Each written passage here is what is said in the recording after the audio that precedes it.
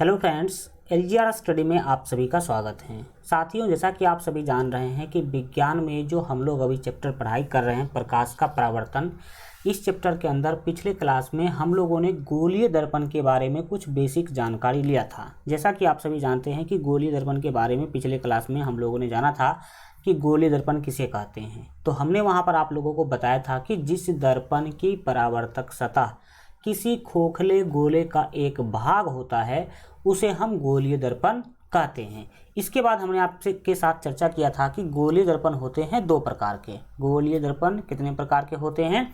दो प्रकार के होते हैं, और एक का नाम होता है अवतल दर्पण और दूसरे का नाम होता है उत्तल दर्पण। तो हम समझते हैं आज जो इससे आगे हम लोग बढ़ने वाले हैं, लेकिन उससे पहले कुछ हम बेसिक जानकारी ले लेते हैं आगे बढ़ने से पहले, जो हम पिछले क्लास में भी चर्चा किए थे कि जो गोलीय दर्पण होता है वो बनता कैसे है।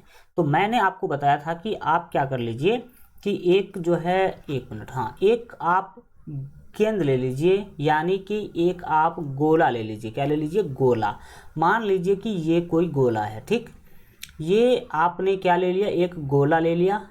ये गोला कांच का होना चाहिए। मुख्य रूप से किसका होना चाहिए? कांच, यानी कि शीशा का होना चाहिए। इस गोला को आप जानते हैं कि अगर ये गोला है तो इस गोला का कुछ ना कुछ भाग होगा, कुछ ना कुछ केंद्र होगा। अगर ये गोला है तो इसका कुछ ना कुछ क्या होगा? केंद्र होगा। अब आप क्या कर लीजिए, इसको बीचों बीच काट लीजिए, बीच से काट दीजिए। जब काटिएगा तो ये वाला भाग हम कुछ इधर ऐसे बना पाएंगे, ठीक। और ये वाला जो भाग है इधर दाहिने साइड वाला जो भाग है उसको हम कुछ ऐसे लिख पाएंगे। अगर अलग अलग हटा के लिखेंगे तो ये भाग इधर को आ गया और ये भाग इधर को आ गया, ठीक। अब इसके अंदर से पेंट आप कर दीजिए, इसको क्या कर दीजिए? अंदर से रजतीत कर दीजिए, यानी कि अंदर से इसको पेंटिंग कर दीजिए। और इस वाले को बाहर से पेंटिंग कीजिए। इस वाले को क्या करना है? बाहर से पेंटिंग करना है। तो बस दो प्रकार का दर्पण आपका तैयार हो गया बनके। दो प्रकार का दर्पण बनके क्या हो गया? तैयार हो गया। देखिए, ये अवतल दर्पण जो है वो क्या होगा? तो अवतल दर्पण कुछ इस तरह का ही होता है, जो बाहर से पेंटिंग किया गया होता है और अंदर से इसमें हम क्या कर पाते हैं? चेहरा देख पाते हैं। इधर की ओर से हम चेहरा देखेंगे। इधर हम यहाँ पर अगर अपना चेहरा रखेंगे तो इस वाले साइड में आपका फिगर बनेगा, इस वाले साइड में आपका फिगर बनेगा। इधर से आप चेहरा नहीं देख सकते हैं। क्यों नहीं देख सकते हैं? क्योंकि उधर की ओर जो है यहाँ पर देख सकते हैं इधर से पेंटिंग किया गया है। तो अवतल दर्पण के बारे में हम बताए भी थे कि जो दर्पण अंदर की ओर धंसा हुआ हो उसे अवतल दर्पण कहते हैं। साथ ही साथ उत्तल दर्पण क्या होगा वो समझिए। उत्तल दर्पण कुछ इस तरह का होगा। उत्तल दर्पण का पेंटिंग अंदर की ओर से किया गया होगा, अंदर की ओर से पेंटिंग किया गया होगा, और इसका आप इसमें चेहरा इधर से देख पाएंगे बाहर से। तो ये क्या हो रहा है? आपको क्लियरली दिख रहा होगा कि अवतल दर्पण जो है अंदर से रंगा हुआ है और इसके बाहर से आप अपना चेहरा देख सकते हैं, और ये बाहर की तरफ उभरा हुआ है। बाहर की तरफ क्या है? उभरा हुआ है। तो जो बाहर की तरफ निकला हुआ हो उसे कहेंगे उत्तल, और जो अंदर की तरफ धंसा हुआ हो, देख सकते हैं कि अंदर की तरफ क्या है? धंसा हुआ है, तो उसे बोलेंगे अवतल। ये देखिए कि बाहर की तरफ निकला हुआ है, ये बाहर की तरफ निकला हुआ है, तो इसे बोलेंगे उत्तल। ये उत्तल दर्पण, अवतल दर्पण और ये उत्तल दर्पण बना कैसे? तो एक गोला ले लिए, मान लीजिए कि शीशा का गोला हम ले लिए, खोखला गोला, और उसको बीचों बीच क्या कर दिए? हम काट दिए। काटने के बाद आप यहाँ पर देख सकते हैं कि ये वाला भाग है, इसको अंदर से पेंटिंग कर दिए, और ये जो भाग है इसको बाहर से पेंटिंग कर दिए। तो ये दो गोला बन गया, ठीक। अब एक बात समझिए, आज क्या पढ़ने वाले हैं उसको समझिए। तो आज हम लोग पढ़ने वाले हैं दर्पण के कुछ अंग के बारे में। जैसे कि आप जानते हैं आप मनुष्य हैं, तो आप मनुष्य यानी कि आपके बॉडी का भी बहुत सारा अंग है, जैसे कि हाथ है, मुंह है, पैर है, पेट है। तो ये अंग है आपका, ये सारे के सारे क्या है? अंग है। उसी तरह से दर्पण के भी कुछ अंगों की चर्चा आज हम करने वाले हैं, जैसे कि वक्रता केंद्र किसे कहते हैं, फोकस किसे कहते हैं, वक्रता त्रिज्या किसे कहते हैं, फोकस दूरी किसे कहते हैं, द्वारक किसे कहते हैं, दर्पण का केंद्रक किसे कहते हैं, वो सब के सब आज के क्लास में हम लोग चर्चा करने वाले हैं। आज क्लास में इसी सब का क्या होगा, चर्चा होगा। तो आप बस इतना आज ये ध्यान में रखने की कोशिश कीजिए कि जो दर्पण होता है वो किसी गोला को काट करके बनाया जाता है। गोला को काट लीजिए और उसको पेंटिंग कर दीजिए, गोलीय दर्पण बन जाएगा। इसी सिलसिला में हम लोगों ने कल भी पढ़ा भी था कि अवतल दर्पण किसे कहते हैं। तो हम आपको बताए थे कि जिस दर्पण की परावर्तक सतह धंसी रहती है उसे अवतल दर्पण या अभिसारी दर्पण कहते हैं। जैसे कि ये वाला दर्पण, ये अगर गौर से देखेंगे तो आपको पता चलेगा कि इसका पेंटिंग बाहर से किया हुआ है और इसका चेहरा जो देखने वाला सतह है यानी कि जो परावर्तक सतह है वो अंदर की ओर धंसा हुआ है। ठीक, तो ये वाला दर्पण क्या कहलाएगा, ये जो दर्पण है वो आपका कहलाएगा कौन चीज़, एक मिनट, ये पेन ही काम करना बंद कर दिया भाई, 1 सेकंड रुकेंगे। अब चालू हो गया, 1 सेकंड रुक जाइए। तो आपने क्या देखा कि अंदर की ओर ये क्या है, दर्पण धंसा हुआ है। परावर्तक सतह किसे बोलते हैं, जिससे प्रकाश का परावर्तन हो सकता है। तो आपने अवतल दर्पण देख लिया। अब हम बढ़ते हैं आगे और अगले चीज़ों को समझेंगे। उत्तल दर्पण सेम टू सेम है। उत्तल दर्पण के बारे में हम लोग जो है पिछले क्लास में पढ़े भी थे। क्या पढ़े थे उत्तल दर्पण के बारे में, तो 1 मिनट, आज पेन को क्या हो गया भाई, पेन बार बार काम नहीं कर रहा है। चलो अच्छा देखते हैं। तो उत्तल दर्पण के बारे में हम लोग देखे थे कि जिस दर्पण की परावर्तक सतह उभड़ी रहती है, उभड़ी मतलब बाहर की ओर निकला होगा, उसे उत्तल दर्पण या अपसारी दर्पण कहते हैं। उत्तल दर्पण या अपसारी दर्पण कहते हैं। जैसे कि ये वाला दर्पण, ये दर्पण अंदर से ये क्या होगा, पेंटिंग किया गया होगा। हम हल्का फास्ट क्लिक कर देते हैं तो स्मार्ट नहीं लगेगा देखने में, आप लोग आराम आराम से कीजिएगा तो स्मार्ट होगा। ये देख सकते हैं कि बाहर की तरफ निकला हुआ है, तो इस तरह के दर्पण को बोलेंगे हम लोग उत्तल दर्पण। अब आइए, अब हम लोग आज के टॉपिक को शुरू करते हैं जो हम आज पढ़ने वाले हैं। आज क्या पढ़ने वाले हैं, तो आज पढ़ने वाले हैं गोलीय दर्पण से संबंधित कुछ पद। कुछ पद का क्या मतलब है कि गोलीय दर्पण से संबंधित कुछ महत्वपूर्ण जो अंग है गोलीय दर्पण का, उसको पढ़ने वाले हैं। तो सबसे पहले क्या पढ़ेंगे, सबसे पहले हम लोग पढ़ने वाले हैं वक्रता केंद्र। क्या पढ़ने वाले सर, वक्रता केंद्र पढ़ने वाले हैं। जानेंगे कि वक्रता केंद्र क्या होता है। याद रखिएगा कि वक्रता केंद्र को सी से सूचित किया जाता है, वक्रता केंद्र को सी से सूचित किया जाता है। अब जानिए कि वक्रता केंद्र कहते किसे हैं। तो याद रखिएगा कि गोलीय दर्पण जिस खोखले गोले का एक भाग होता है, उस गोले के केंद्र को दर्पण का वक्रता केंद्र कहते हैं। क्या समझे, आपको अभी जस्ट हम बताए थे कि जो गोलीय दर्पण होता है वो खोखला गोला को काट करके बनाया जाता है।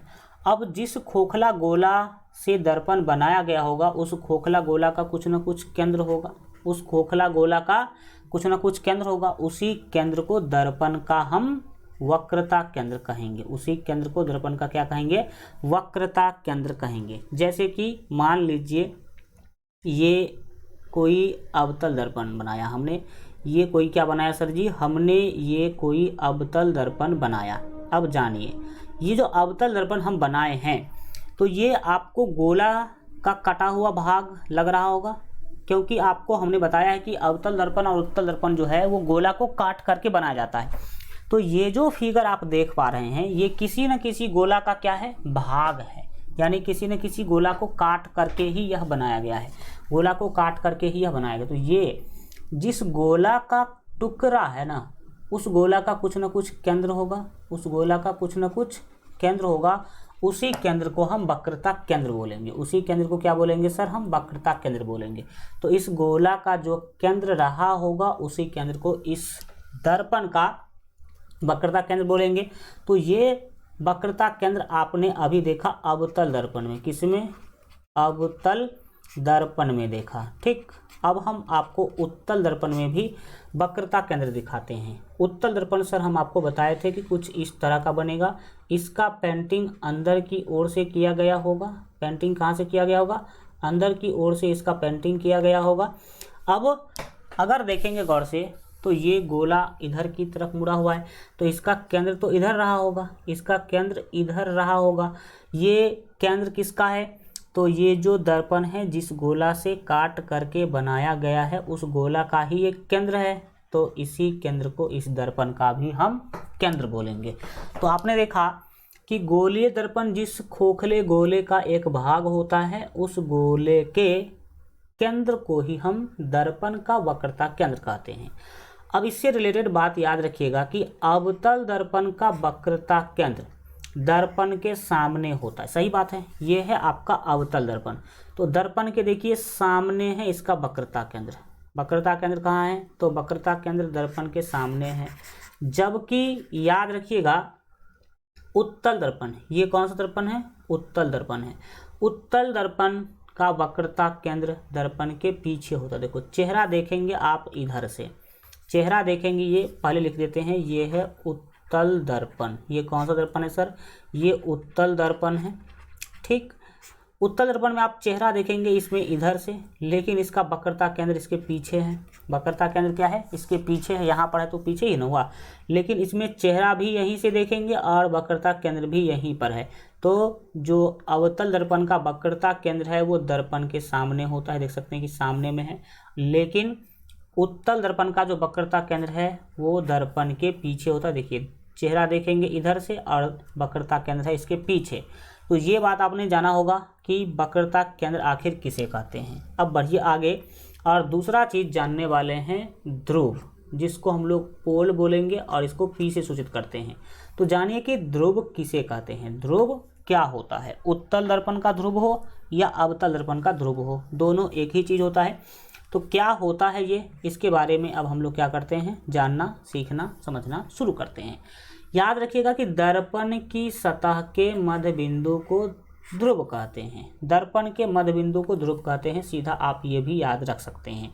जैसे कि मान लीजिए कि हमने बनाया ये एक दर्पण, अगर हम इसको बाहर से पेंटिंग करेंगे, कहाँ से पेंटिंग करेंगे? बाहर की ओर से अगर इसको हम रंग देंगे तो ये कौन सा दर्पण बन गया सर? ये दर्पण बन गया अवतल। ये क्या बना? अवतल दर्पण बन गया। ठीक, और अगर हम कुछ एक इस तरह का दर्पण बनाते हैं और इसको अगर अंदर की ओर से पेंटिंग करते हैं, कहाँ से पेंटिंग किए सर?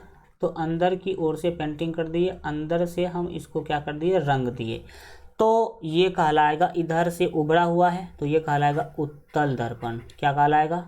उत्तल दर्पण कहलाएगा। ठीक, ये अवतल दर्पण कहलाएगा। अब समझिए बात कि इसमें ध्रुव हम किसे कहेंगे, ध्रुव किसे कहेंगे? तो सीधा सीधा रखिए, दर्पण की सतह के मध्य बिंदु को ध्रुव कहते हैं। तो देखिए यहाँ पर ध्रुव क्या होगा, ये है आपका दर्पण। दर्पण का जो सबसे बीच वाला बिंदु, बीच वाला बिंदु का मतलब आधा इधर और आधा इधर होना चाहिए, तो हम बोलेंगे बीच वाला बिंदु। तो दर्पण के मध्य बिंदु यानी कि दर्पण के बीच वाले बिंदु को ध्रुव बोलेंगे। दर्पण के बीच वाले बिंदु को ध्रुव बोलेंगे। और याद रखिएगा ध्रुव को पी से सूचित किया जाता है। ध्रुव को किससे? पी से सूचित किया जाता है। अगर ये बिंदु इस दर्पण का मध्य बिंदु है यानी कि बीच वाला बिंदु है, बीच वाला का मतलब आधा इधर होगा और नेट आधा इधर होगा। ठीक, तो उसे हम मध्य बिंदु बोलेंगे। तो यहाँ पर भी ध्रुव जो है वो आपका पी ही कहलाएगा। तो ये इसका क्या कहलाएगा? ध्रुव कहलाएगा। ठीक, तो हम आशा करते हैं कि ध्रुव आप समझ गए होंगे। और इससे पहले हम पढ़े हैं वक्रता केंद्र। तो क्या था? वक्रता केंद्र इसका इधर था, इसका वक्रता केंद्र इधर था और इसका वक्रता केंद्र क्या था? इधर था। ये आप अभी जस्ट नंबर 1 में पढ़े हैं। अब सी को और पी को मिला देंगे तो क्या बनेगा वो हम आगे पढ़ने वाले हैं। तो चलिए, आप समझ गए होंगे कि ध्रुव क्या होता है। ध्रुव के बाद अब हम समझते हैं अगला, जो कि जाना जाता है मुख्य अक्ष के नाम से। किसके नाम से जाना जाता है? मुख्य अक्ष के नाम से जाना जाता है। अब जानेंगे हम कि मुख्य अक्ष किसे कहते हैं, यानी कि मुख्य अक्ष क्या होता है। तो सीधा बोलेंगे कि दर्पण के ध्रुव और वक्रता केंद्र को मिलाने वाली रेखा को दर्पण का मुख्य अक्ष या इसे ही प्रधान अक्ष कहते हैं। मुख्य अक्ष या इसे ही प्रधान अक्ष कहते हैं। तो जानिए कि आखिर मुख्य अक्ष देखने में कैसा होता है, यानी कि प्रधान अक्ष देखने में कैसा होता है। ये हमने बना लिया एक अवतल दर्पण। अवतल दर्पण और उत्तल दर्पण, दोनों दर्पण में मैं आपको प्रधान अक्ष बना करके दिखाऊंगा, तो समझने की कोशिश कीजिएगा। मान लीजिए ये है कोई अवतल दर्पण, ये क्या है, अवतल दर्पण है, ठीक। अब ये अगर अवतल दर्पण है तो इसमें आप सभी जानते हैं कि इसके मध्य बिंदु को कहेंगे हम ये ध्रुव, क्या बोलेंगे, ध्रुव बोलेंगे। तो ये P मान लीजिए ध्रुव है, ठीक। और इसका कुछ न कुछ वक्रता केंद्र होगा, इससे पहले ही हम चर्चा कर चुके हैं कि वक्रता केंद्र को C से सूचित करते हैं, ठीक। तो इस दर्पण का अगर वक्रता केंद्र C है, जो कि यहाँ पर आपको दिखाया है मैंने, ठीक, तो इसका हमें जानना है कि मुख्य अक्ष क्या होगा। तो सीधा समझिए, दर्पण के ध्रुव और वक्रता केंद्र को मिलाने वाली रेखा को दर्पण का मुख्य अक्ष या प्रधान अक्ष कहते हैं। तो आपको क्या करना भाई साहब, C और P को मिलाते हुए एक रेखा खींच लेना है, यानी C और P को मिला देना है। तो मान लीजिए कि ये जो रेखा है वो C और P से गुजर रही है, C और P से क्या हो रही है भाई साहब, ये रेखा गुजर रही है। तो यही रेखा क्या कहलाएगी, प्रधान अक्ष कहलाएगी या मुख्य अक्ष कहलाएगी। तो सीधा समझिए, वह रेखा जो C और P से गुजर रहा हो, यानी कि वक्रता केंद्र और जो आपके ध्रुव है यानी कि P है उससे गुजर रहा हो, तो हम उसे बोलेंगे प्रधान अक्ष। तो आपने अवतल दर्पण में प्रधान अक्ष बनते हुए देख लिया। अब हम आपको उत्तल दर्पण में भी प्रधान अक्ष बना करके दिखाते हैं। मान लीजिए ये कोई उत्तल दर्पण है। उत्तल दर्पण में आप सभी को पता है कि अंदर से पेंट किया गया होता है। उत्तल दर्पण में हमेशा अंदर से पेंट किया गया होता है। तो मान लीजिए उत्तल दर्पण है और इस उत्तल दर्पण का जो ध्रुव है वो मान लीजिए ये है, ये ध्रुव है इसका, और इसी के सामने यहाँ पर मान लीजिए कि इसका वक्रता केंद्र है, ये क्या है, वक्रता केंद्र है, ठीक। तो अब इसका प्रधान अक्ष क्या होगा, तो अभी जस्ट हम लोग पढ़ाई कर रहे थे कि ध्रुव और वक्रता केंद्र को मिलाते हुए जो रेखा खींचा जाता है वही कहलाता है मुख्य अक्ष। तो हम ये रेखा खींच दिए, ये रेखा खींच दिए, ये जो रेखा वो पूरा सीधा होना चाहिए, आप लोग पूरा सीधा खींचेंगे तो ये काला वाला जो रेखा है यही कहलाएगा मुख्य अक्ष। ये कौन सा दर्पण है, ये है उत्तल दर्पण। ये कौन सा दर्पण है, उत्तल दर्पण। तो उत्तल और अवतल दोनों दर्पण में आपने देख लिया कि मुख्य अक्ष क्या होता है। अगर इतना डिटेल में हम लोग पढ़ेंगे तो आराम से आप कभी भी नहीं बोलेंगे। यहाँ से क्वेश्चन सर कैसे पूछेगा, डायरेक्ट कई बार पूछ लिया है एग्जाम में कि दर्पण के मुख्य अक्ष को परिभाषित करें, या फिर आपको पूछेगा कि प्रधान अक्ष को परिभाषित करें, या फिर इसी चीज़ों को, एक मिनट फिर पेन खो गया, एक सेकेंड। हाँ, तो हम आशा करते हैं कि आप लोग ये समझे होंगे। कौन चीज़ समझे होंगे, ये समझे होंगे कि ध्रुव क्या है, वक्रता केंद्र क्या है। ध्रुव और वक्रता केंद्र के समझने के बाद हम लोग अब चलते हैं चौथा नंबर पर। और चौथा नंबर क्या है, चौथा नंबर चीज़ जो है वो है दर्पण का द्वारक। क्या समझने वाले हैं सर, तो समझने वाले हैं दर्पण का द्वारक। दर्पण का द्वारक क्या होता है उसको समझिए ध्यान से। देखिए, द्वारक जो शब्द है ये बना हुआ है द्वार से। किससे बना हुआ है, द्वार से। द्वार मतलब गेट यानी कि दरवाज़ा। तो वो गेट वह चीज़ होता है जहाँ से हम रूम में प्रवेश करते हैं, यानी कि घर में क्या करते हैं, प्रवेश करते हैं।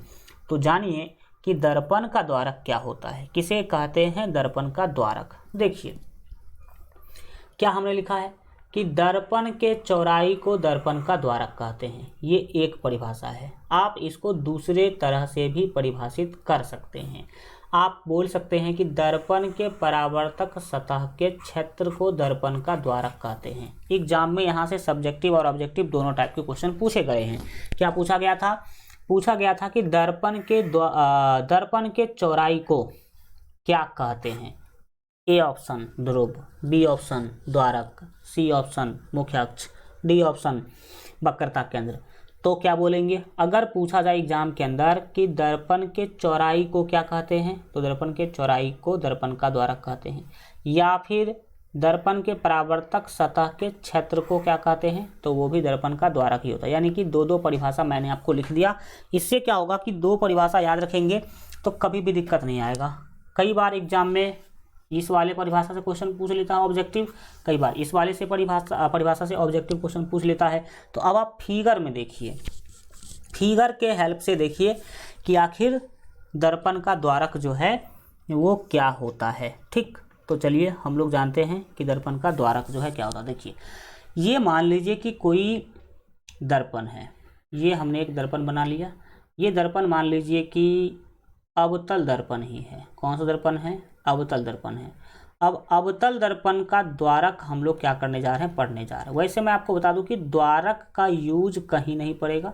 द्वारक कहीं भी आपको क्वेश्चन बनाने में नहीं यूज पड़ेगा, न्यूमेरिकल क्वेश्चन बनाने में, लेकिन एग्जाम में बस इतना ही पूछा जाता है कि द्वारक किसे कहते हैं। तो जानिए द्वारक क्या होता है। द्वारक मतलब द्वार, द्वार यानी कि गेट, द्वार यानी कि गेट। तो समझिएगा दर्पण का द्वारक जो है वो क्या होता है। तो देखिए, द्वारक मतलब देखो, अगर आप यहाँ से टॉर्च जला रहे हैं, यहाँ से अगर आप टॉर्च जला रहे हैं, किरण अगर यहाँ आया तो हम बोलेंगे कि दर्पण में गया किरण। अगर यहाँ आया तो हम बोलेंगे कि ये किरण दर्पण में गया। लेकिन अगर किरण ऐसे चला जाए तो हम क्या बोलेंगे कि ये वाला जो किरण है वो दर्पण में नहीं गया, यानी कि वो द्वार से बाहर चला गया, गेट से बाहर चला गया, दर्पण से बाहर चला गया, ऐसा हम बोल सकते हैं। अब समझिए कि आखिर दर्पण का द्वारक क्या होता है। तो मान लीजिए, अब वो तो फिगर मिट गया भाई, मैं फिर से बना देता हूँ, कोई दिक्कत नहीं है। मान लीजिए ये कोई दर्पण है, इसके इधर बाहर से पेंटिंग किया गया है, तो फिक्स रूप से ये कौन दर्पण होगा? तो ये अवतल दर्पण होगा। तो ये वाला जो क्षेत्र है जो मैं आपको भी दिखा रहा हूँ, ये वाला क्षेत्र, ये वाला क्षेत्र कहलाएगा दर्पण का द्वारक। ये क्षेत्र क्या कहलाएगा? दर्पण का द्वारक कहलाएगा। द्वारक मतलब गेट, द्वारक मतलब गेट, ये क्या कहलाएगा? दर्पण का द्वारक कहलाएगा। ये आप समझने की कोशिश करें। दूसरी बातें क्या है? तो दूसरी बात यहाँ पर आप समझने का कोशिश करेंगे, वो क्या बात है। सो देखिए, यहाँ पर आप देख पाएंगे, पता नहीं आज क्या हो गया भाई इसको, एक सेकंड, हाँ देखो अब चलने लगा। तो देखिए यहाँ पर ये जो द्वारक है, द्वारक का ये वाला जो चीज़ है वो व्यास कहलाता है। ये जो है द्वारक का व्यास कहलाएगा। ये रेखा जो मैं खींच रहा हूँ, ये रेखा क्या कहलाएगा? ये रेखा दर्पण के द्वारक का व्यास कहलाएगा। दर्पण के द्वारक का क्या कहलाएगा? व्यास कहलाएगा। दर्पण के द्वारक का व्यास कहलाएगा। ये जो ग्रीन वाला रेखा मैंने खींचा है, ये क्या है? तो ये है द्वारक का व्यास। क्या है सर जी? ये द्वारक का व्यास है। द्वारक का क्या है? व्यास है। तो द्वारक का व्यास समझ में आ गया। अब द्वारक का कोण भी आपको देख लेना चाहिए कि आखिर दर्पण के द्वारक का कोण क्या होता है। मैं जहाँ तक जानता हूँ कि भाई मैं आपको इतना डिटेल पढ़ा रहा हूँ जितना डिटेल आपको शायद ही कोई पढ़ा पाएगा। तो आप जितना डिटेल आपको पढ़ाया जा रहा है उसको समझने की कोशिश कीजिएगा। ये दर्पण का जो कोण है वो क्या होता है समझिए। यहाँ से आप इस बिंदु को मिला दीजिए और फिर आप यहाँ से इस बिंदु को क्या कर दीजिए? मिला दीजिए। तो ये वाला जो कोण है ना, यही कोण कहलाता है द्वारक का कोण। ये वाला कोण क्या कहलाएगा? द्वारक का कोण कहलाएगा। किसका कोण कहलाएगा सर? ये कहलाएगा द्वारक का कोण। ठीक, द्वारक का कोण कहलाएगा ये क्या है? तो द्वारक का कोण है। तो आपने समझा कि द्वारक का कोण क्या होता है। दर्पण का द्वारक भी समझा आपने, और लाल वाला जो क्षेत्र है वो द्वारक है, क्योंकि इधर से हम लाल वाले के बीच में प्रकाश भेजेंगे तो वो दर्पण में जाएगा, अन्यथा दर्पण में नहीं जाएगा। तो आपने देखा कि दर्पण क्या है, दर्पण का द्वारक क्या होता है, द्वारक का कोण क्या होता है, ये सब आपने समझा। अब बढ़िए आगे, और हम पढ़ने वाले हैं पांचवा चीज़ जो है वक्रता त्रिज्या। पांचवा चीज़ क्या है भाई साहब? तो पांचवा चीज़ है वक्रता त्रिज्या। तो आइए समझते हैं कि वक्रता त्रिज्या किसे कहते हैं। देखिए, अभी जस्ट हम लोग पढ़ाई कर रहे थे। क्या पढ़ाई कर रहे थे? तो अभी हम लोग जस्ट पढ़े थे दर्पण के ध्रुव और दर्पण का जो वक्रता केंद्र है उसके बारे में। देखिए, ये अगर कोई दर्पण है, मैं हल्का फिर से अच्छा करके बनाता हूँ। मान लीजिए कि ये अगर कोई दर्पण है, ठीक, ये बाहर की ओर से पेंट किया गया है। बाहर की ओर से जैसे ही पेंट किया गया है तो ये अवतल दर्पण होगा। ये कैसा दर्पण है? अवतल। ये है आपका अवतल दर्पण। और अवतल दर्पण ये है तो इसका भाई साहब ध्रुव होगा। क्या होगा, ध्रुव होगा। और इसका वक्रता केंद्र भी होगा, जो आप बताए थे अभी हम आपको कि वक्रता केंद्र होता है सी। तो वक्रता केंद्र और ध्रुव तो हम लोग पहले से पढ़ चुके हैं, हमें अभी पढ़ना है वक्रता त्रिज्या। हमें क्या करना है, हमें पढ़ना है वक्रता त्रिज्या। तो आइए वक्रता त्रिज्या पढ़ते हैं। तो याद रखिएगा, केंद्र और ध्रुव के बीच का जो दूरी है ना, यही कहलाता है वक्रता त्रिज्या। ये जो दूरी है यही क्या कहलाता है, यही कहलाता है वक्रता त्रिज्या। ये दर्पण के ध्रुव और केंद्र के बीच का दूरी होता है। दर्पण के ध्रुव और केंद्र के बीच का दूरी होता है कौन चीज़, तो वक्रता त्रिज्या। तो आप सीधा सीधा बोलेंगे कि दर्पण जिस खोखले गोले का भाग है, उस गोले की त्रिज्या को दर्पण का त्रिज्या कहते हैं। सही बात है भाई। अगर गौर से देखेंगे तो यही बात हमने फिगर में बताया भी है। क्या बताया है, सो देखिए। हमने यहाँ पर क्या किया है, वक्रता केंद्र से P तक का दूरी लिया है, और ये वक्रता केंद्र है केंद्र, और P क्या है, ध्रुव। तो C से P के दूरी को हम वक्रता त्रिज्या बोलेंगे। तो समझ में आ गया वक्रता त्रिज्या क्या है। इसी को अगर उत्तल दर्पण में बनाया जाए तो उत्तल दर्पण में कुछ इस तरीक़ा से बनाएंगे। मान लीजिए ये कोई उत्तल दर्पण है, अंदर की ओर से इसमें पेंटिंग कर रखा है, अंदर की ओर से पेंटिंग किया गया है। तो ये फिक्स रूप से कौन सा दर्पण है, उत्तल दर्पण है। अब समझिए बातों को, अगर ये बिंदु इसका क्या है, ध्रुव है, और ये है वक्रता त्रिज्या, सॉरी वक्रता केंद्र, ये क्या है, अगर ये वक्रता केंद्र है, ठीक, तो इसका जो वक्रता त्रिज्या है वो क्या होगा। तो देखिए इसका वक्रता त्रिज्या क्या होगा, समझिए। तो सर ये जो वक्रता त्रिज्या है वो ध्रुव से केंद्र के बीच की दूरी को कहते हैं।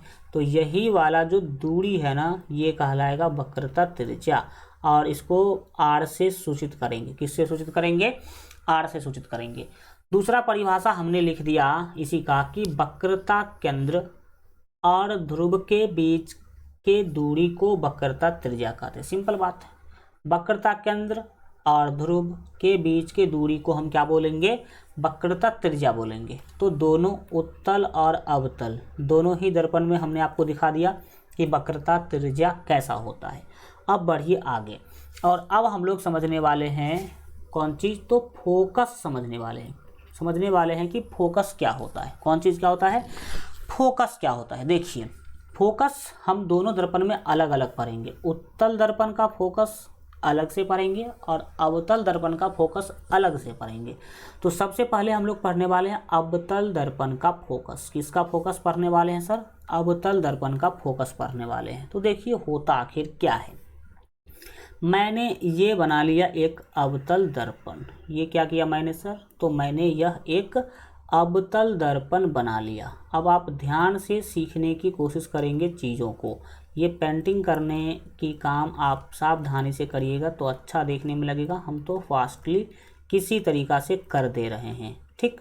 ये जो है अवतल दर्पण बन के तैयार है। ये कौन सा दर्पण बन गया सर, तो ये बन गया अवतल दर्पण। अवतल दर्पण ये बन गया। अब देखिए अगर ये अवतल दर्पण है तो क्या होगा, तो सर इसमें, हाँ बिल्कुल ठीक है, ध्रुव होगा। इसमें क्या होगा सर, ध्रुव होगा। इसको कहेंगे ध्रुव, यानी कि P बोलेंगे इसे क्या बोलेंगे साहब, तो इसे बोलेंगे हम P। और इसका वक्रता केंद्र भी होगा। कौन सा, तो वक्रता केंद्र होगा। तो मान लीजिए ये जो बिंदु है इसका वक्रता केंद्र है। ये वाला बिंदु हमने मान लिया कि इसका क्या है, वक्रता केंद्र है, जिसको हम जनरली C से सूचित करते हैं। किससे सूचित करते हैं, C से। अब हम आपको बोले थे, क्या बोले थे, तो आपको हम बोले थे कि वक्रता केंद्र और ध्रुव के बीच के वक्रता केंद्र और ध्रुव को मिला देंगे तो वो रेखा कहलाएगी प्रधान अक्ष या जो है मुख्य अक्ष। ये जो रेखा है, जो रेखा C और P से होकर गुजरेगा, जो रेखा C और P से होकर क्या होगा, गुजरेगा, यह रेखा क्या कहलाएगा, यह रेखा कहलाएगा प्रधान अक्ष या मुख्य अक्ष। तो हमने प्रधान अक्ष खींच लिया। हमने क्या कर लिया सर, प्रधान अक्ष खींच लिया। अब देखिए ये फिगर आपको अभी तक समझ में आ रहा होगा।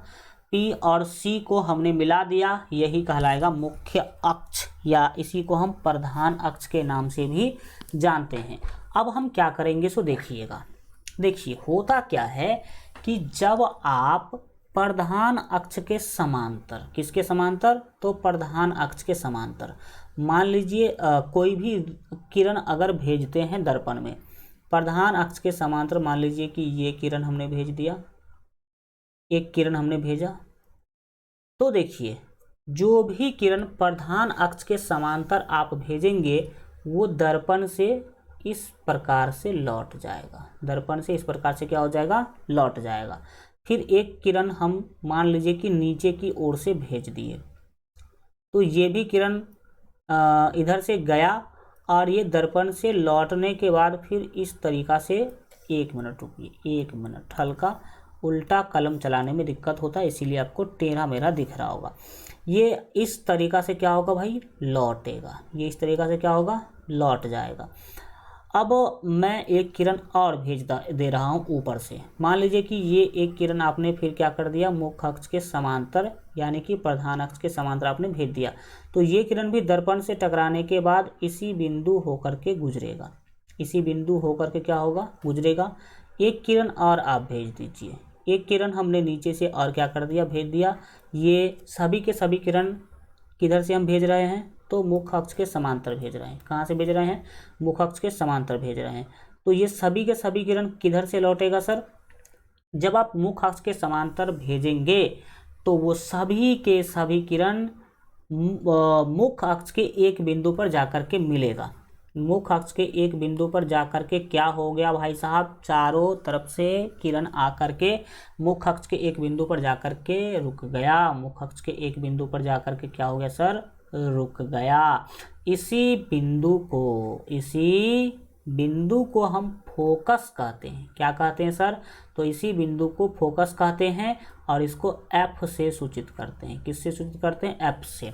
तो ये कहलाएगा फोकस। क्या समझा आपने, आपने समझा कि जब अवतल दर्पण में मुख्य अक्ष के समांतर अगर हम किरणें भेजते हैं तो सभी किरणें दर्पण से परावर्तन के बाद यानी कि दर्पण से टकराया और लौटने के बाद वो सभी एक ही बिंदु पर, मुख्य अक्ष के एक ही बिंदु पर जाकर के वो मिलता है, और जिस बिंदु पर जाकर के सभी किरण मिलता है उसी को हम फोकस कहते हैं। उसी को क्या कहते हैं, फोकस कहते हैं। मैंने उस चीज़ों को यहाँ लिख भी दिया है। अवतल दर्पण के मुख्य अक्ष के समांतर, अवतल दर्पण के मुख्य अक्ष के समांतर सभी आपतित किरणें यानी कि सभी आने वाली किरणें परावर्तन के बाद यानी कि दर्पण से टकराने के बाद मुख्य अक्ष के एक बिंदु पर मिलती है। देखो मुख्य अक्ष पर ही जाकर के सभी एक बिंदु पर क्या हो गया, मिल गया। उसी बिंदु को अवतल दर्पण का फोकस कहते हैं। उसी बिंदु को अवतल दर्पण का क्या कहते हैं, फोकस कहते हैं। और याद रखेंगे कि अवतल दर्पण का फोकस वास्तविक होता है।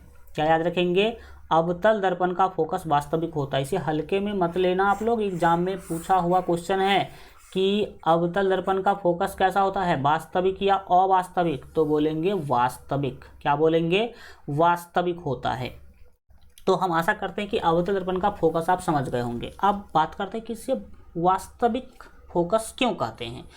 तो इसे वास्तविक फोकस इसीलिए कहते हैं क्योंकि ये वास्तविक कटान से बना है। दर्पण से किरण टकराने के बाद खुद ब खुद आकर के इस बिंदु पर मिला है, न कि जबरदस्ती हमने मिलाया है इसे।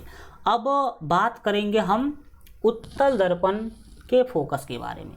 तो उत्तल दर्पण का फोकस क्या होगा जानिए। अब हम एक उत्तल दर्पण बना करके उसमें उत्तल दर्पण के फोकस को हम आपको दिखाते हैं कि आखिर उत्तल दर्पण का फोकस क्या होता है। मान लीजिए कि ये कोई उत्तल दर्पण है। ये क्या बनाया मैंने सर, मैंने बना लिया यह कोई उत्तल दर्पण जिसका पेंटिंग अंदर से किया गया हो। जिसका पेंटिंग कहाँ से किया गया हो, अंदर से किया गया हो। इसको रंगे हैं यानी कि रजतीत किए हैं, किधर से, अंदर की ओर से। तो ये वाला आपका उत्तल दर्पण बन के तैयार है। अब सभी साथी जानते हैं कि उत्तल दर्पण में अगर बात करें, ये क्या कहलाएगा सर? ये कहलाएगा ध्रुव। ये क्या कहलाएगा? तो ये ध्रुव कहलाएगा, इसको P से सूचित करेंगे, ठीक। और अगर देखा जाए तो हम इस बिंदु को कहेंगे वक्रता केंद्र। हम बताए थे कि ये दर्पण जिस खोखले गोले का भाग है उस गोला के केंद्र को हम दर्पण का वक्रता केंद्र कहते हैं। दर्पण का क्या कहते हैं? वक्रता केंद्र। तो ये फोकस और वक्रता केंद्र आपने देख लिया। और अब मैंने आपको बताया था कि जो ध्रुव है, ध्रुव और वक्रता केंद्र को मिलाते हुए जो आप रेखा खींचेंगे वही रेखा कहलाएगा कौन चीज? तो वही रेखा कहलाएगा आपका मुख्य अक्ष। क्या कहलाएगा? मुख्य अक्ष। तो मान लीजिए ये वाला जो रेखा मैंने खींचा, ये वाला जो रेखा मैंने क्या किया? खींचा, यही रेखा है मुख्य अक्ष। यही रेखा क्या है सर जी? तो यही रेखा मुख्य अक्ष है। अब आप याद रखिए कि अगर आप जो है मुख्य अक्ष के समांतर, किसके समांतर? मुख्य अक्ष के समांतर कोई भी किरण दर्पण पर भेजते हैं, जैसे कि मान लीजिए कि ये किरण आपने दर्पण पे भेजा, ये मुख्य अक्ष के समांतर जाती हुई किरण है, तो ये ऐसे लौटेगा। देखिए ये ऐसे होकर के लौट जाएगा, ये इधर की ओर क्या हो जाएगा? लौट जाएगा। एक किरण हमने और भेज दिया इधर से, नीचे से भेज दिया एक किरण, तो आप इधर से भेजे तो ये फिर क्या हो जाएगा? इधर की दिशा में क्या हो जाएगा? लौट जाएगा। इधर की दिशा में क्या हो गया? लौट गया। अगर एक किरण और हम भेज दें, एक किरण और हम भेज दें, जैसे 1 मिनट, बिल्कुल ठीक है, बट समझिए हम इसको और हल्का अच्छा से बनाते हैं ताकि आपको देखने में भी अच्छा लगे, क्योंकि जब देखने में अच्छा नहीं होगा तो मज़ा नहीं आएगा, ठीक। मान लीजिए कि ये कुछ इस तरह से लौटा, ठीक, इस तरह से ये लौट गया, और ये भी कुछ इस तरह से ये क्या हो गया? लौट गया, ठीक। एक किरण और हम भेज देते हैं ऊपर से। ये किरण हमने क्या किया भाई साहब? ऊपर से भेजा मुख्य अक्ष के समांतर, तो ये फिर क्या होगा? इधर के दिशा में क्या हो जाएगा? लौट जाएगा। और फिर एक किरण हमने और नीचे से भेज दिया, तो ये भी क्या हो जाएगा? ये दर्पण से टकराएगा, ऐसे जाने के बाद दर्पण से टकराया और ऐसे क्या हो गया? लौट गया। ऐसे क्या हो गया? लौट गया। अब आप देख रहे हैं कि ऊपर वाला 2 किरण उधर की दिशा में जा रहा है, नीचे वाला 2 किरण नीचे की दिशा में जा रहा है। कितना भी अगर इसको हम इधर की ओर बढ़ा दें तो ये नहीं मिल सकता, तो हम इसको क्या करेंगे? पीछे की ओर बढ़ाएंगे। किधर बढ़ाएंगे? पीछे की ओर। इसको हम पीछे की ओर बढ़ाएंगे। कहाँ बढ़ाएंगे सर? पीछे की ओर बढ़ाएंगे। और इसको भी पीछे की ओर बढ़ाएंगे। कहाँ बढ़ाएंगे? पीछे की ओर बढ़ाएंगे। और इस किरण को भी हम पीछे की ओर क्या करेंगे? ज़बरदस्ती बढ़ाएंगे। तो देखो ज़बरदस्ती बढ़ा लिए, और इस किरण को भी हम पीछे की ओर ज़बरदस्ती क्या कर लेंगे? बढ़ा लेंगे। हल्का आप लोग सीधा सीधा बनाइएगा, हम हल्का टेढ़ बना दिए, ठीक। आप देख रहे हैं कि ये चारों की चारों किरणें, ये चारों की चारों किरणें लग रहा है कि यहीं से गया है, लग रहा है कि यहीं से क्या हुआ है? गया है। दिख रहा होगा आप लोगों को, ये चारों के चारों किरण जो है लग रहा है कि इस बिंदु से ही क्या है? वो लोग चला है। हल्का इसको 1 मिनट मान लीजिए कि हम इसको हल्का दूसरा कलर दे देते हैं। यहाँ पर से ही ये चारों के चारों किरण लग रहा है कि गया है, यहाँ से ही गया है। तो इसी वाले बिंदु को बोलेंगे फोकस। इसी वाले बिंदु को क्या बोलेंगे सर? हम फोकस बोलेंगे। तो अब हम आशा करते हैं कि फोकस क्या है वो आप समझ गए होंगे। अब इसमें पढ़ भी लीजिए। उत्तल दर्पण के मुख्य अक्ष, ठीक, उत्तल दर्पण के मुख्य अक्ष के समांतर सभी आपतित किरणें उत्तल दर्पण पर पड़ती हैं। सही बात है, उत्तल दर्पण पर पड़ती है। तो परावर्तन के बाद, यानी कि परावर्तन के बाद, ये जब दर्पण से टकराएगा और लौटेगा उसके बाद सभी किरणें मुख्य अक्ष के एक बिंदु से आती हुई प्रतीत होती है। जब ये लौट रही है तो लग रहा है कि मुख्य अक्ष के इस बिंदु से, मुख्य अक्ष के ये जो F वाला बिंदु है यहाँ से ही सभी किरण गया है, ऐसा लग रहा है, ठीक। उसी बिंदु को उत्तल दर्पण का फोकस कहते हैं।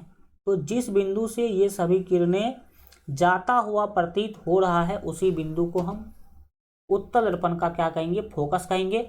और याद रखिएगा कि उत्तल दर्पण का फोकस काल्पनिक होता है, क्योंकि इसको हमने ज़बरदस्ती मिलाया है, पीछे बढ़ा करके मिलाया है, ये अपने आप नहीं मिला। तो डॉटेड जो लाइन होता है, डॉट डॉट वाला जो लाइन है, उसे काल्पनिक रेखा बोल सकते हैं आप। तो इसीलिए इसे हम उत्तल दर्पण का फोकस काल्पनिक होता है। क्योंकि हमने इसको जबरदस्ती क्या किया है, मिलाया है। तो आपने याद रख लिया कि उत्तल दर्पण क्या है, उत्तल दर्पण का फोकस क्या है। अब बढ़ते हैं आगे, और आगे और भी बहुत सारे चीज़ें हम लोग सीखने की कोशिश करते हैं। यहाँ पर अब हम लोग समझने वाले हैं फोकसांतर, या इसी को फोकस दूरी भी कहा जाता है, और इसको छोटा एफ से सूचित किया जाता है। इससे पहले हम लोग पढ़े हैं फोकस पढ़े हैं। क्या पढ़े हैं? फोकस, जिसको बड़ा एफ से सूचित किया जाता था। अब पढ़ेंगे फोकसांतर। अब क्या पढ़ने वाले हैं भाई साहब? तो अब फोकसांतर पढ़ने वाले हैं। तो जानिए कि फोकसांतर क्या होता है। फोकसांतर क्या होता है? तो याद रखिएगा, गोलीय दर्पण के ध्रुव तथा फोकस के बीच की दूरी को फोकस दूरी कहते हैं। ध्रुव और फोकस के बीच के दूरी को क्या कहते हैं? फोकस दूरी। इससे पहले आप पढ़े थे वक्रता त्रिज्या। तो वक्रता त्रिज्या किसे कहते थे? वक्रता की त्रिज्या कहते थे ध्रुव और वक्रता केंद्र के बीच के दूरी को वक्रता त्रिज्या कहते थे। लेकिन फोकस क्या कहेंगे?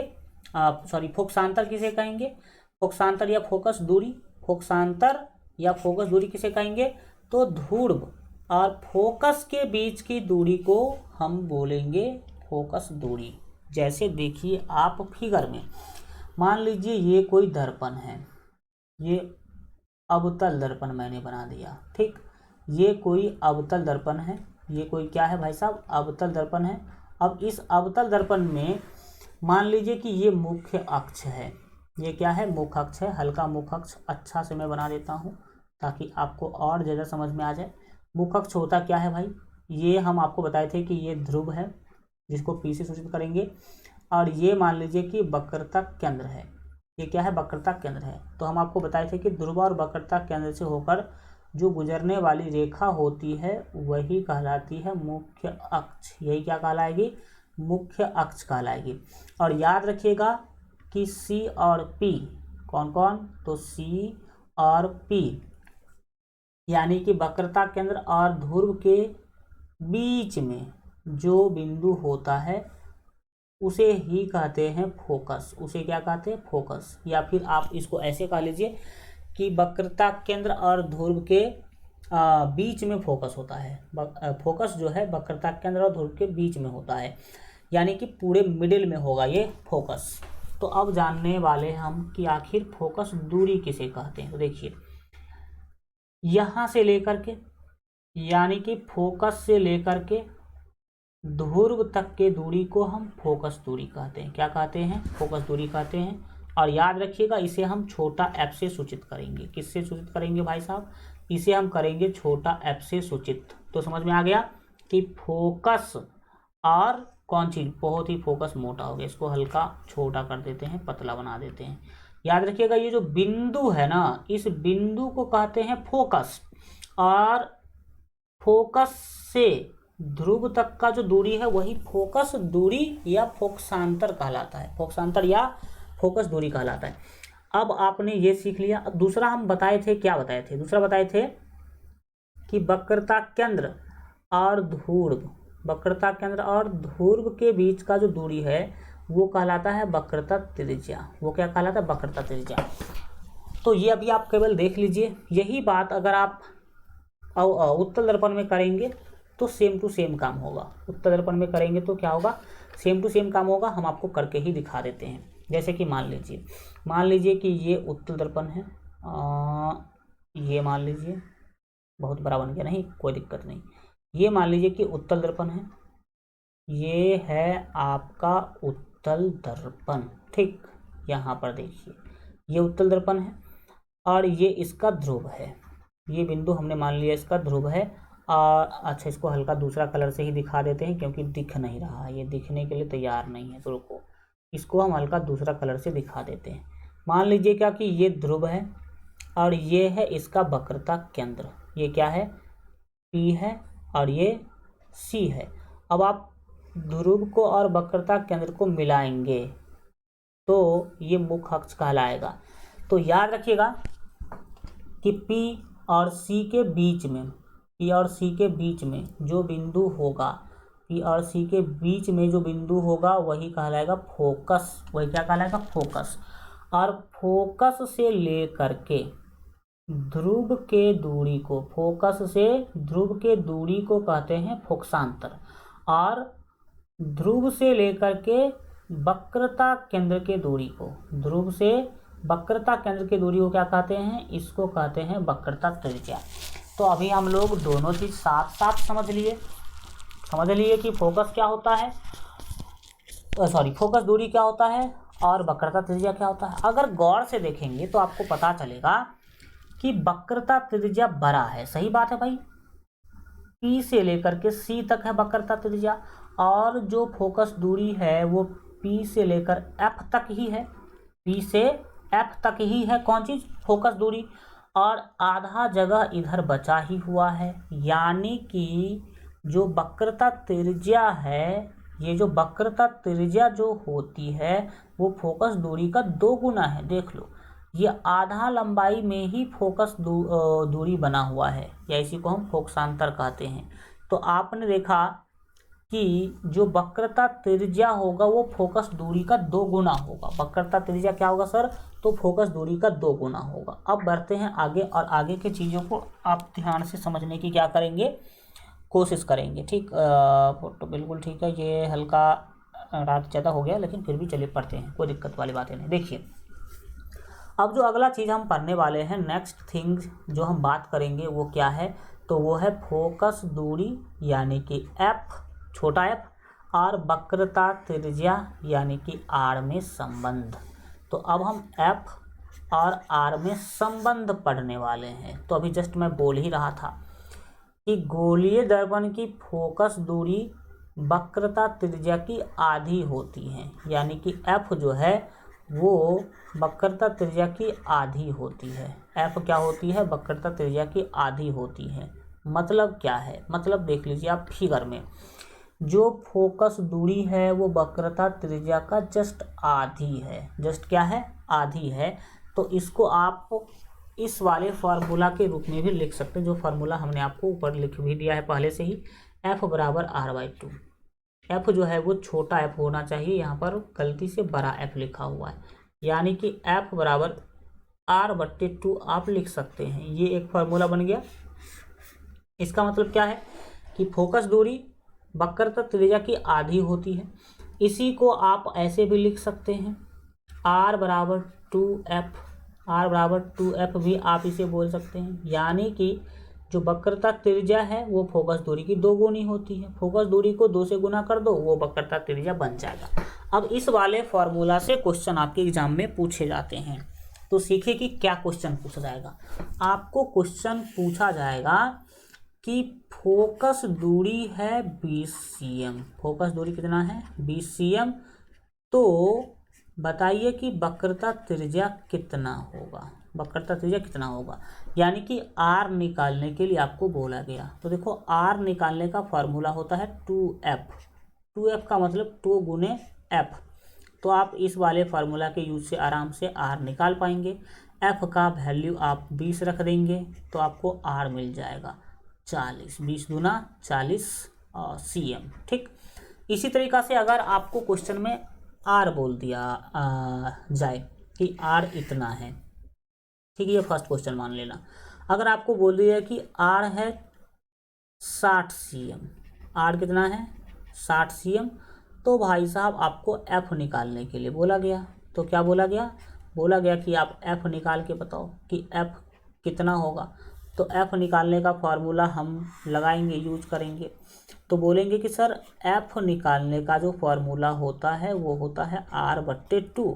तो आप यहाँ पर सॉल्व कर देंगे, f बराबर r/2, r का वैल्यू दे रखा है 60, तो हम 60/2 कर देंगे, यानी कि 60/2 करेंगे, 2 से 60 को भाग देंगे तो आपको आंसर मिल जाएगा 30 cm। कितना cm, 30 cm मिल जाएगा। यानी कि अगर वक्रता त्रिज्या 60 है तो फोकस दूरी 30, उसका जस्ट आधा, और अगर फोकस दूरी 20 है तो वक्रता त्रिज्या यानी कि r 40, यानी कि फोकस दूरी का जस्ट 2 गुना होता है वक्रता त्रिज्या। तो ये आप संबंध हम आशा करते हैं कि समझ गए होंगे। अब बढ़ते हैं आगे और अब बहुत ज़्यादा महत्वपूर्ण चीज़ पढ़ने वाले हैं, उत्तल दर्पण का उपयोग। इसको लगा लीजिए वेरी वेरी इंपॉर्टेंट, बहुत ही ज़्यादा महत्वपूर्ण है क्योंकि कई बार पूछे गए हैं। क्या है उत्तल दर्पण का उपयोग? तो लिखेंगे उत्तल दर्पण के निम्नलिखित उपयोग हैं। कौन कौन से उपयोग है जानिए। यानी कि उत्तल दर्पण का उपयोग कहाँ कहाँ कर सकते हैं? तो पहला, मोटर गाड़ी के साइड मिरर के रूप में। यानी कि मोटर गाड़ी जो होते हैं, कार, बस या फिर आपके बाइक जो होते हैं, उस सभी के बगल में, दोनों बगल में आईना लगा होता है जो पीछे के फिगर को हमें दिखाता है। आपका अगर ये गाड़ी है, ठीक, ये गाड़ी है तो बगल में आपके आईना लगे होंगे। ये क्या लगे होंगे? बगल में आईना लगे होंगे और इस आईना में आप पीछे के गाड़ी को देखते होंगे। पीछे के गाड़ी को क्या करते होंगे? देखते होंगे। तो यही कहलाता है साइड मिरर। यही क्या कहलाता है? Side mirror. या इसी को हम लोग पश्च दृश्य भी कहते हैं, यानी कि पीछे को देखने वाला पश्च दृश्य दर्पण भी बोलते हैं। अब एग्जाम में कई बार पूछा जाता है कि मोटर गाड़ी के साइड मिरर के रूप में हम उत्तल दर्पण का ही प्रयोग क्यों करते हैं? अवतल दर्पण का प्रयोग साइड मिरर में क्यों नहीं किया जाता है? तो इस क्वेश्चन का उत्तर अगर हम आगे देंगे तो ज़्यादा ही बेटर होगा, क्योंकि वहाँ पर हम पूरे डिटेल में बताएंगे कि क्या कारण है। दूसरा है कि सड़क या गली के स्ट्रीट लाइट के परावर्तक के रूप में भी हम उत्तल दर्पण का प्रयोग करते हैं। स्ट्रीट लाइट हो या फिर जो गाड़ी का हेडलाइट है उसमें भी करते हैं उत्तल दर्पण का प्रयोग। ठीक, स्ट्रीट लाइट मतलब गली वाला जो लाइट होता है वो, यानी कि गली में जो लाइट लगा होता है उसकी बातें चल रही है। चौथा, अब हम लोग चीज़ क्या पढ़ने वाले हैं? अवतल दर्पण का उपयोग करने वाले हैं। तो जानिए कि अवतल दर्पण का उपयोग कहाँ कहाँ पर किया जाता है। तो अवतल दर्पण का निम्नलिखित उपयोग है।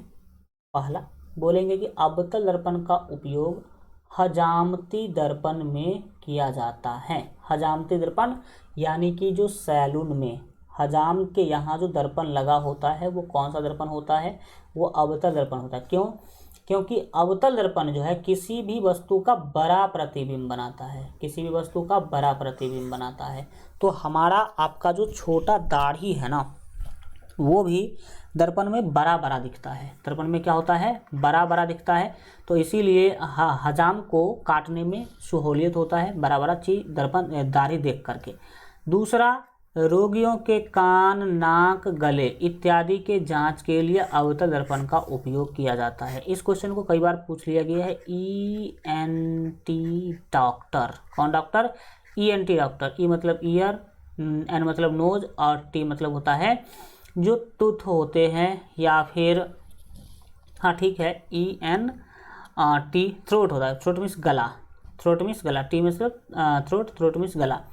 तो जो ENT डॉक्टर होते हैं वो किस दर्पण का उपयोग करते हैं? तो बोलेंगे ENT जो डॉक्टर हैं वो भी उपयोग करते हैं अवतल दर्पण का, क्योंकि अवतल दर्पण किसी भी वस्तु का बड़ा प्रतिबिंब बनाता है। जैसे दांत है या कान में कोई छोटा चीज़ है, अगर अवतल दर्पण से आप देखेंगे तो वो बड़ा दिखेगा। ठीक, इसीलिए हम अवतल दर्पण का प्रयोग करते हैं रोगियों के कान, नाक, गला इत्यादि की जाँच के लिए। तीसरा है कि सोलर कुकर में अवतल दर्पण का उपयोग किया जाता है। सोलर कुकर कौन सा कुकर है? ये एक ऐसा कुकर होता है जिसमें चावल, दाल, पानी भर दीजिए और धूप में रख दीजिए तो इससे खाना बन जाएगा। तो उसी को कहते हैं सोलर कुकर। सोलर कुकर के ऊपर बड़ा बड़ा अवतल दर्पण लगा होता है। कौन सा दर्पण लगा होता है? अवतल दर्पण। ये प्रकाश इस पर पड़ा और ये इसमें भेज देती है। ठीक, और सूर्य के गर्मी से ही इसमें भोजन बनता है। सोलर कुकर में सूर्य के गर्मी से ही भोजन बनता है। तो यही कहलाता है आपका अवतल दर्पण का उपयोग हम जो है सोलर कुकर में करते हैं। तो सोलर कुकर में क्यों करते हैं समझ में आ गया। सोलर कुकर में ये सूर्य से रोशनी आया, दर्पण पर पड़ा, दर्पण इसको भेज देती है कहाँ? कुकर में। तो कुकर गर्म हो जाता है और उससे भोजन बनता है। ठीक, इसके बाद याद रखिए कि दूरबीन में अवतल दर्पण का उपयोग किया जाता है। दूरबीन में क्यों? क्योंकि दूरबीन में हमें दूर के वस्तु को देखना होता है। अब यहाँ से अगर किसी दूर के वस्तु को देखेंगे तो वो छोटा दिखता है, लेकिन अवतल दर्पण से देखेंगे तो वो बड़ा दिखेगा। चौथा कहाँ करते हैं? चौथा तो देख लिए, कहाँ करते हैं? पांचवा देखिए, गाड़ियों के अग्रद्वीपों में। अग्रद्वीप यानी कि हेडलाइट। हेडलाइट जो है वो कुछ इस तरह का होता है। तो ये वाला जो दर्पण है वही अवतल दर्पण कहलाता है। और यहाँ पर एक बल्ब लगा होता है और इसी बल्ब से लाइट निकलता है। इसी बल्ब से क्या निकलता है? लाइट निकलता है। तो यहाँ पर जो दर्पण लगा होता है, इस वाले कोण में जो दर्पण लगा होता है उसी को कहते हैं अवतल दर्पण, और ये लाइट को फैलाने का काम करता है। लाइट को फैलाने का काम करता है। ठीक, तो आपने देख लिया कि गाड़ियों के अग्रदीप में, टॉर्च में, टेबल लैंप में परावर्तक के रूप में अवतल दर्पण का उपयोग किया जाता है। तो आज हम लोग उत्तल दर्पण और अवतल दर्पण के उपयोग तक पढ़ाई जो है कर लिए हैं। आप लोग को अगर सेशन अच्छा लग रहा हो तो आप इस कोर्स के बारे में अपने दोस्त, भाई, बहन, रिश्तेदार सभी को बताइए और सभी को ज्वाइन करने के लिए बोलिए, क्योंकि उनका भविष्य बहुत ही अच्छा होगा। ठीक, अगर आप ये क्लास देखते हैं तो आप अपने दोस्त, भाई, बहन को भी बताइए कि ये कोर्स ज्वाइन करें, क्योंकि बहुत ही बेहतरीन तरीक़ा से यहाँ क्या हो रहा है, पढ़ाई चल रहा है। और जितने भी साथी अगर ये वाला ऐप डाउनलोड नहीं किए हैं, जो अब अगर आप प्ले स्टोर पर सर्च करेंगे तो एक तो ये ऐप डाउनलोड करने का मौका आएगा, जो कि ये लाल वाला ऐप है, और ये वाला ऐप भी आपको देखने को मिलेगा। तो ये ऐप जो भी साथी डाउनलोड नहीं किए तो ये ऐप भी डाउनलोड कर लीजिएगा। वहाँ भी आपको बहुत सारा चीज़ जो है पढ़ाई के लिए बिल्कुल ही फ्री में मिल जाएगा। तो आप लोग दोनों ऐप डाउनलोड करके रखिए। ठीक, LGR स्टडी का दोनों ऐप डाउनलोड करके रखिए। दोनों ऐप ये तो और अच्छी बातें हैं, बहुत ही 2 से 3 MB का ऐप है ये तो वैसे भी 20-25 MB का है, तो ये बहुत ही कम MB का है। तो आप लोग दोनों ऐप डाउनलोड करके रखिए और बेहतर से बेहतर तैयारी करते रहिए। Thank you so much. इससे आगे के चीज़ों को हम लोग अगले क्लास में पढ़ेंगे। आशा करते हैं कि सारा का सारा जानकारी आप लोगों को समझ में आया होगा। मिलेंगे फिर हम लोग अगले वीडियो में। तब तक अपना ख्याल रखिए और LGR स्टडी देखते रहिए। Goodbye. Thank you so much.